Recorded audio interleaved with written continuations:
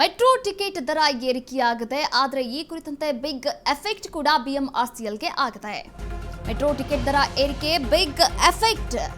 ಹಾಗಾದ್ರೆ ಆ big effect ಏನು? ಬಿಎಂಆರ್ಸಿಎಲ್ಗೆ ಶಾಕ್ ಮೇಲೆ ಶಾಕ್ ನೀಡ್ತಾ ಇದ್ದಾರೆ ಮೆಟ್ರೋ ಪ್ರಯಾಣಿಕರು.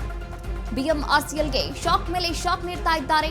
ಮೆಟ್ರೋ ಪ್ರಯಾಣಿಕರ ಸಂಖ್ಯೆ ಗಣನೀಯವಾಗಿ ಇಳಿಕೆಯಾಗ್ತಾ ಇದೆ. ನಮ್ಮ ಮೆಟ್ರೋ ಟಿಕೆಟ್ ದರ ಏರಿಕೆ ಕಂಡ ಕೂಡಲೇ ಇದೀಗ ಇಳಿಕೆಯನ್ನ ಕಾಣ್ತಾ ಇರುವಂತದ್ದು. 6 ದಿನದಲ್ಲಿ 4 ಲಕ್ಷ ಪ್ರಯಾಣಿಕರ ಸಂಖ್ಯೆ ಕುಸಿತವಾಗಿದೆ.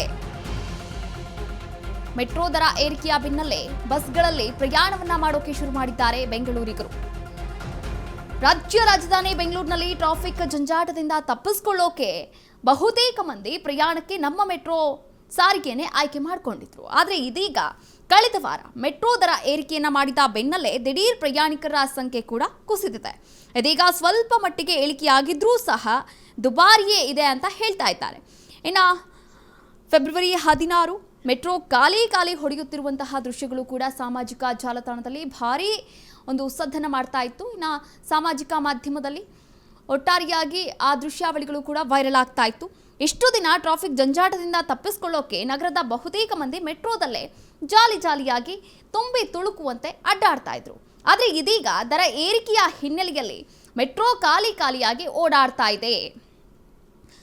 ಇನ್ನು ಎಷ್ಟು ಇಳಿಮುಖವಾಗಿದೆ ಅಂತ ನೋಡೋದಾದ್ರೆ, ದರ ಏರಿಕೆ ಮಾಡುವಂತಹ ಹಿಂದಿನ ಭಾನುವಾರ 6,37,884 ಜನ ಪ್ರಯಾಣವನ್ನು ಬೆಳೆಸಿದ್ರು. ಆದರೆ ಇದ್ದಕ್ಕಿದ್ದಂತೆ ಪ್ರಯಾಣಿಕರ ಸಂಖ್ಯೆ ಇಳಿಮುಖವಾಗಿರುವಂಥದ್ದು. ಈ ಕುರಿತಂತೆ ಇನ್ನಷ್ಟು ಅಪ್ಡೇಟ್ಸ್ ನೀಡೋಕೆ ನಮ್ಮ ಪ್ರತಿನಿಧಿ ಲಕ್ಷ್ಮಿ ಬಾಗಲಕೋಟೆ ದೂರವಾಣಿ ಸಂಪರ್ಕದಲ್ಲಿದ್ದಾರೆ.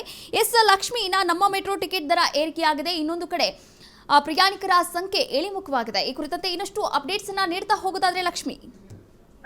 ತೇಜಸ್ವಿ, ಈಗಾಗಲೇ ಏನು ಮೆಟ್ರೋ ಪ್ರಯಾಣ ದರದಲ್ಲಿ ಸಾಕಷ್ಟು ಜನರಿಗೆ ಒಂದು ಆಕ್ರೋಶವನ್ನ ಹುಟ್ಟಿಸಿರುವಂತಹದ್ದು.